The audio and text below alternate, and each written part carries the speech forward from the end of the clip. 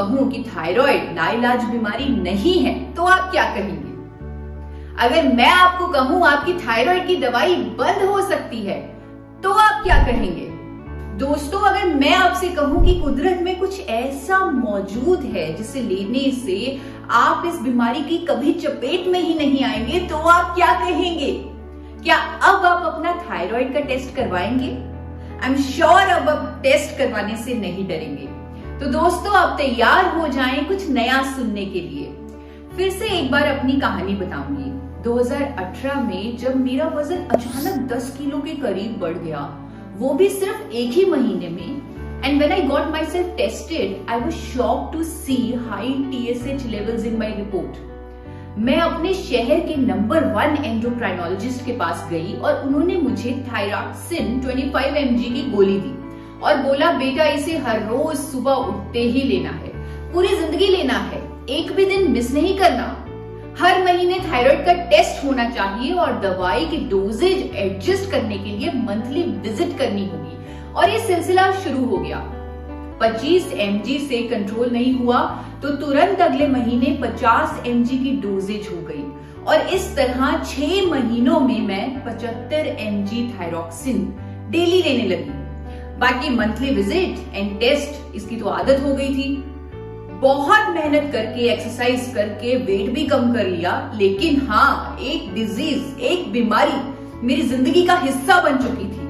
कहीं ना कहीं अच्छा नहीं लगता था ये एक्सेप्ट करना कि मुझे एक बीमारी है। दोस्तों, 2019 में मैं न्यूट्रिशन के फील्ड में आई और मैंने आयुर्वेदा पर भी डीप रिसर्च की और हर वो कोशिश की कि मेरी थायराइड की गोली की डोजेज कम होने लगे।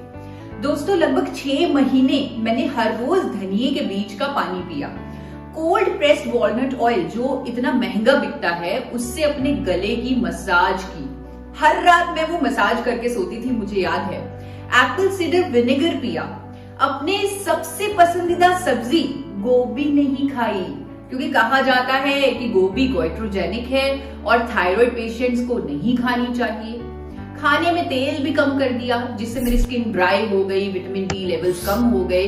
न्यूट्रिशन के फील्ड में जाकर समझ आया कि फैट्स लेना हमारे लिए कितना जरूरी है। फैट्स ना लेना मतलब बीमारियों को न्योता देना है, क्योंकि अगर हम घी या तेल या फैट्स नहीं खाएंगे तो विटामिन ए, डी, ई, के हमारे शरीर में एब्जॉर्ब ही नहीं होंगे, जो हमें ना जाने कितनी बीमारियों से बचाते हैं, इम्यूनिटी को बूस्ट करते हैं और तो और कितना कुछ करते हैं फैट्स हमारे लिए। लेकिन मैंने कहीं पढ़ लिया था कि थायराइड ठीक करने के लिए तेल कम खाओ और मैंने वो बेवकूफी कर दी। और आप सब समझ ही चुके होंगे मैं इतना कुछ, ये सारी बेवकूफियां क्यों कर रही थी, क्योंकि मुझे थायराइड की बीमारी से छुटकारा लेना था। दोस्तों, I was shocked and shattered जब मेरी थायरॉक्सिन की दवाई 75 mg से 100 mg तक पहुंच गई थी। तब मैंने समझा कि शायद जो टोटके किसी के कहने सुनने पर मैं कर रही थी उसके पीछे कोई साइंटिफिक एविडेंस तो था ही नहीं, इसीलिए कुछ फायदा तो होना ही नहीं था।